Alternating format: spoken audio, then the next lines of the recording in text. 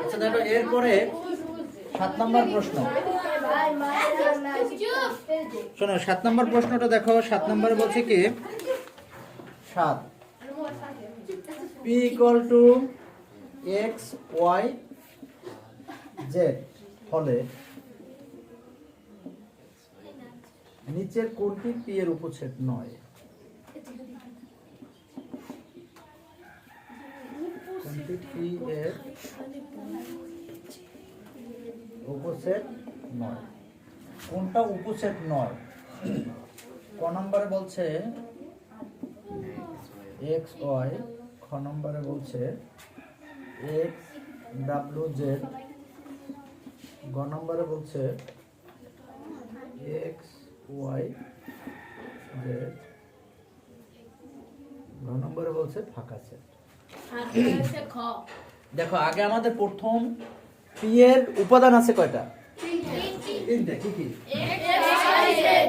x y z। p এর উপাদান আছে তিনটা। কি কি? x y z। এখন তিনটে উপাদান থাকলে তার উপসেট হবে কয়টা? পাওয়ার সেট, শক্তি সেট কয়টা হবে? 8টা হবে। আমরা একটা সূত্র দেখছিলাম। সূত্রটা কি ছিল? 2 টু দি পাওয়ার n, এটা ছিল। তার মানে n মানে হলো এলিমেন্ট সংখ্যা, উপাদান সংখ্যা। তাহলে 2 এর উপাদান হলো কয়টা? 3টা। কত? 8। তাহলে p এর উপসেট হবে 8টা। 8টা। এখন 8টা উপসেট কি কি আমরা আগে সেটা দেখি, যে 8টা উপসেট কি কি। দেখো 8টা উপসেট হলো 1 নম্বর x y z নিজেই নিজের একটা উপসেট। তারপরে দুটো দুটো করে আমরা লিখবো x y, তারপরে হলো x z, তারপরে হলো y z, তারপরে হলো একটা একটা x, তারপরে হলো y z। 8টা হইছে? 1 2 3 4 5 6 7 8। 8টা না? আচ্ছা এই যে 8টা উপসেট, এখন এখানে এটা আছে অপশনে, আছে x y আছে। তাহলে এখন এই w তো এর ভিতরে নাই। x y z সে নিজেও একটা উপসেট আছে আর ফাঁকা সেটও আছে, কিন্তু এইটা নাই, কারণ এই উপাদানটা নাই। আর এখানে বলছে কি, কোশ্চেনটা বলছে কি, ফলে নিচের কোনটি p এর উপসেট নয়? এই লাস্টে এই কথাটা কি নয়, কোনটা p এর উপসেটের ভিতরে নাই? তাহলে কোনটা? খ। খ এই w নাই p এর উপসেট, তাহলে এটার অ্যানসার হবে কি খ না? এটা কে বুঝে নাই?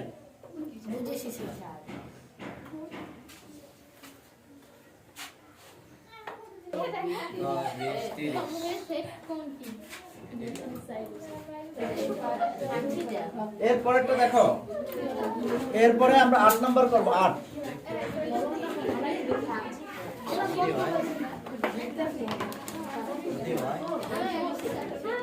8 নম্বরে বলছে কি 10 এর গুণনীয়ক সমূহে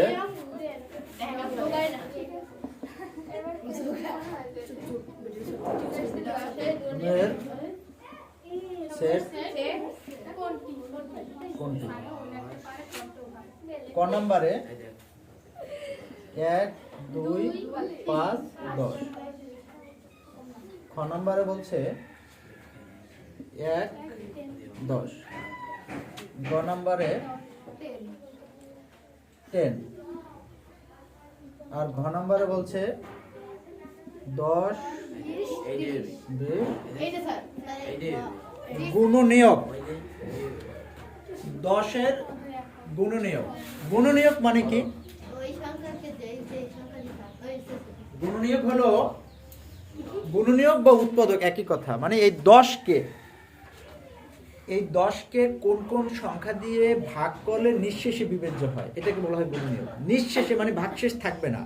তাহলে দেখো তুমি 10কে কি কি দিয়ে ভাগ করা যায়? 1 দিয়ে তো ভাগ করাই যায়, তাহলে 2 দিয়ে করলে কত হয়? 5। তার মানে 10 এর গুণনীয়ক হলো কত? 1 2 5 10। তার মানে 1 দিয়ে 10কে ভাগ করলে কত হবে? 10 হবে। 2 দিয়ে করলে কত হবে? 5 হবে। 5 দিয়ে করলে 2 হবে। 10 দিয়ে করলে 1 হবে। মানে নিঃশেষে বিবেচ্য হয়। 1 2 5 10, এই শুধু 4টা হলো 10 এর গুণনীয়ক বা উৎপাদক। এখন তাহলে আমাদের অ্যান্সার কোনটা? ক ক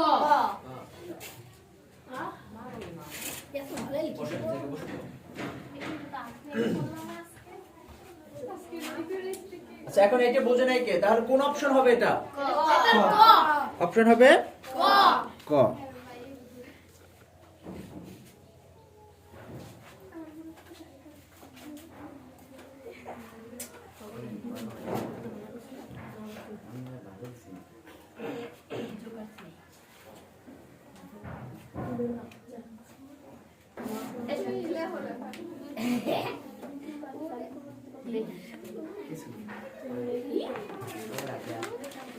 দুই তিন পাঁচ এর তালিকা পদ্ধতি কত হবে?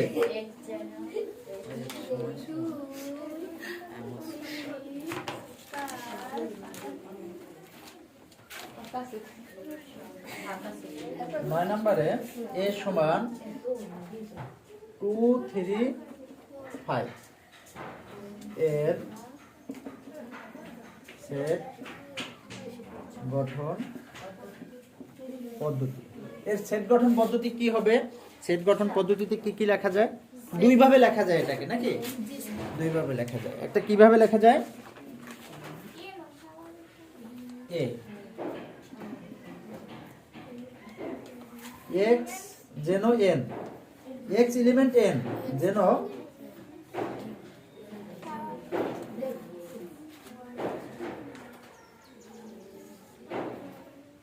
দুই তিন পাঁচ, এটাকে কি লেখা যায়? মৌলিক সংখ্যা।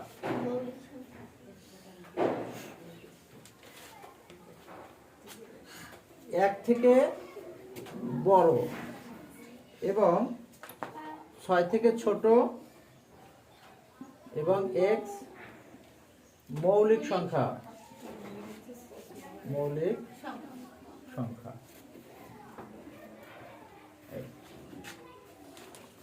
এইভাবে লেখা যায়, এক থেকে বড় 6 থেকে ছোট মৌলিক সংখ্যা, কারণ দুই মৌলিক সংখ্যা, দুই এর কোনো উৎপাদক নেই এক এবং দুই ছাড়া, 3 মৌলিক সংখ্যা আর 5ও মৌলিক সংখ্যা। এইটাকে আবার আরেকটা স্টাইল লেখা যায় কিভাবে? a সমান x এলিমেন্ট n যেন x মৌলিক সংখ্যা, মৌলিক সংখ্যা এবং দেখো এখানে 2 a x 5 এটাও লেখা যায়, কারণ 2 এর সমান বা তার থেকে বড়, 5 এর সমান বা তার থেকে ছোট। তার মানে এটাও লেখা যাবে, এটাও লেখা যাবে, দুইটাই কিন্তু সেম, দুইটাই কি সেম। এখন এইটা বুঝে নাই কে? বলো, এইটা কে বুঝে নাই? বুঝেছি স্যার।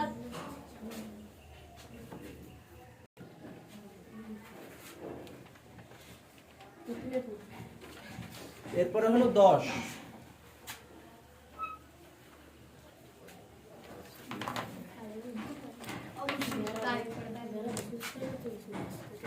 নম্বরে দেখো একটা ইউ সমান মানে ইউনিভার্সাল সেট সমান আছে 2 3 5 7 আর এ সেট যার উপাদান আছে 2 5, বি সেট যার উপাদান আছে 3 5 7, 3 5 7। এখন বলছে যে এ প্রাইম কত? এ সি সমান কত?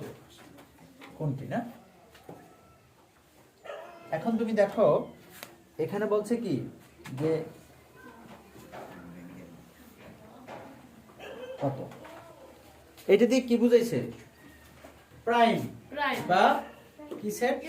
পূরক সেট, পূরক সেট। এটা দিয়ে বুঝাইছে প্রাইম বা পূরক সেট। এইটাকে আবার কোন ভাবে লেখা যায়? এ প্রাইম এভাবেও লেখা যায়।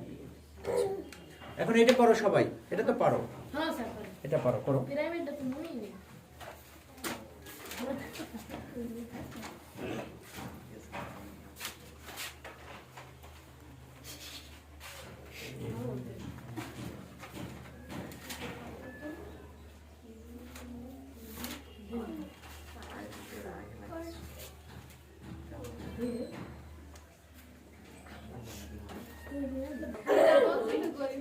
এরপরে দেখো এটা কি হবে?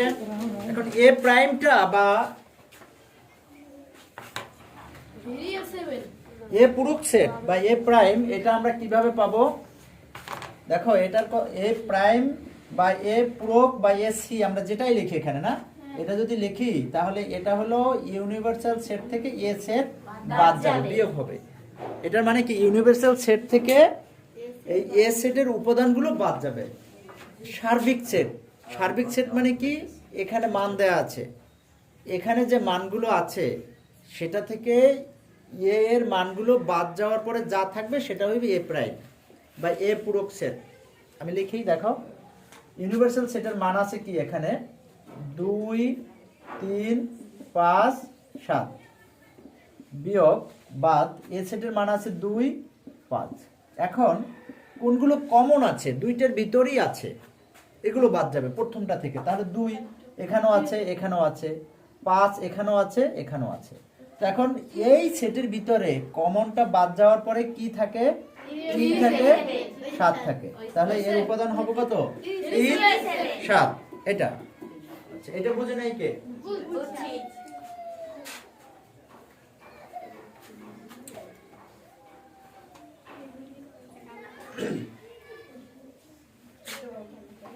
করছো?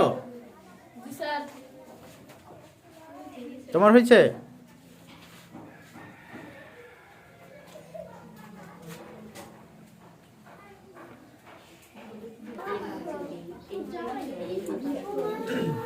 দেখো এটা গেল।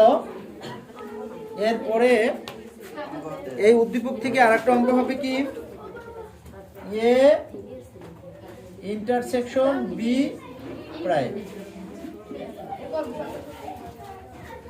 এই ইন্টারসেকশন বি প্রাইম, দেখো এটা খেয়াল করো, এদিকে তাকাও। এখন এই ইন্টারসেকশন বি প্রাইম, আগে তোমাকে বি প্রাইমের মান বের করে নিতে হবে। বি প্রাইমের যে মান হবে সেই মানটার সাথে এ এবং বি এর যে কমন উপাদানগুলো আছে, সাধারণ উৎপাদকগুলো, সেগুলো নিতে হবে।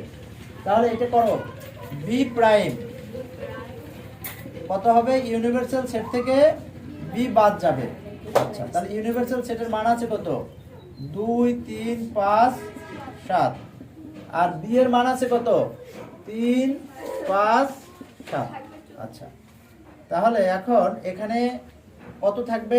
3 3 5 7 বাদ যাবে, শুধু 2 থাকবে। এই জন্য কি বি প্রাইমের মান পেয়েছি আমরা। আচ্ছা, এরপরে এই বি প্রাইমের মান এ এবং বি এর কমন উপাদানগুলো নেবে। এখন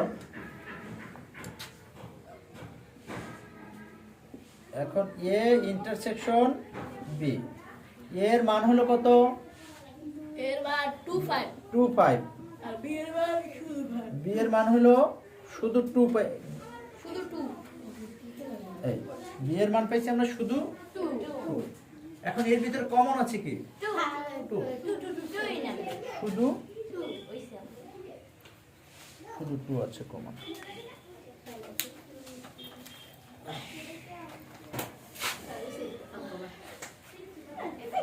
করছো?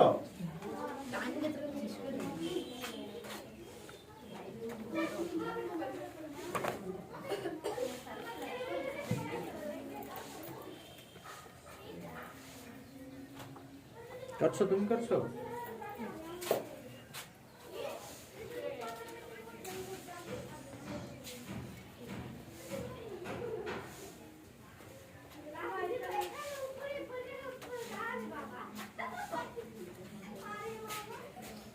করছো?